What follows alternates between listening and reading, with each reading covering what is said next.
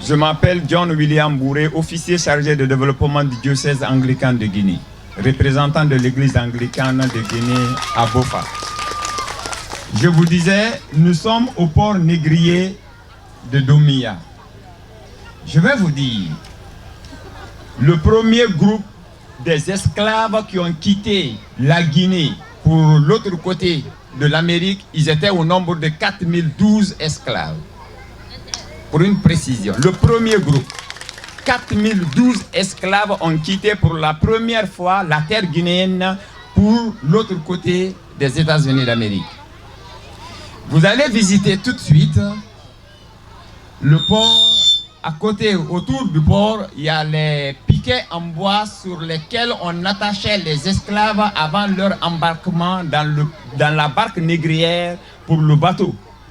Vous allez visiter. Vous avez la chance de venir toucher du doigt et voir ces piquets-là tout de suite.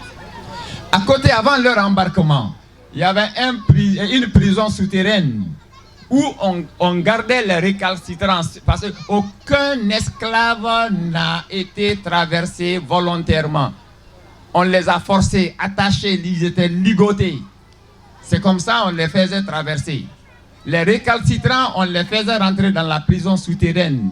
À force d'abandonner cette prison souterraine, la boue, la terre est venue fermer. Il faut réhabiliter pour que les enfants, les générations d'avenir viennent voir ce qui s'est passé dans la vie des hommes valides de l'Afrique qui ont traversé de l'autre continent. Vous allez voir tout de suite. Ce port a fait traverser beaucoup plus d'esclaves que Île de Gorée. Je précise, je pèse mes mots. Ce port, c'est dans ce port que les ancêtres de Michelle Obama ont été embarqués. Leur village s'appelle Sagnapolia sur la route de Faria. Je précise. Je précise. C'est dans ce port-là qu'on a fait traverser les ancêtres de Carl Lewis, le célèbre athlète américain qui faisait les 100 mètres et les sauts en longueur. Il est guinéen d'origine et il venait en Guinée. C'est dans ce port. Quand on parle dans l'histoire que la traite négrière a fait traverser environ 150 millions d'hommes de l'Afrique, dont des Guinéens, il faut chercher. Vous allez en Caroline du Sud, les 80% des Noirs en Caroline du Sud ont été embarqués à partir de ce port. Il y a même des d'autres petits-enfants de Nyarabéd qu'on dit communément Nyarabéd. Elle ne s'appelle même pas Nyarabéd, elle s'appelle Elisabeth Gomez. Pourquoi le nom Nyarabéd est venu? Parce qu'elle s'était mariée avec M. Lightbourne. M. Lightbourne qui était américain, qui était dans la traite négrière. En partant en Amérique une fois avec Nyarabéli, en passant par Espagne, dire en espagnol la jolie fille, parce qu'elle avait une beauté extrême. Señorita Bella, pour ceux qui maîtrisent l'espagnol. C'est ce qui a été mal prononcé ici par nos ancêtres, par nos parents, Nyarabéli. Sans quoi, quand elle est née, elle s'appelait Kadiatou.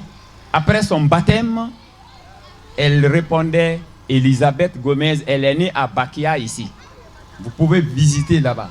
À Bakia, c'est dans le district de Falanja, où on a construit pour la première fois la première église en terre guinéenne. Et c'est là où on a construit également pour la première fois la première école en Guinée. La deuxième école était construite ici, dans le site de PZ. Mais aucune archive ne nous parle de cela, parce que la France a pris toutes nos archives, elle a amené avec. Il faut déclassifier certaines archives en France pour parler aux générations futures en Guinée. Il faut réhabiliter ce port-là. Si vous observez, le port a tendance à disparaître. Quand on perd ça, on va perdre une partie de notre histoire. Et ça va nous faire très mal.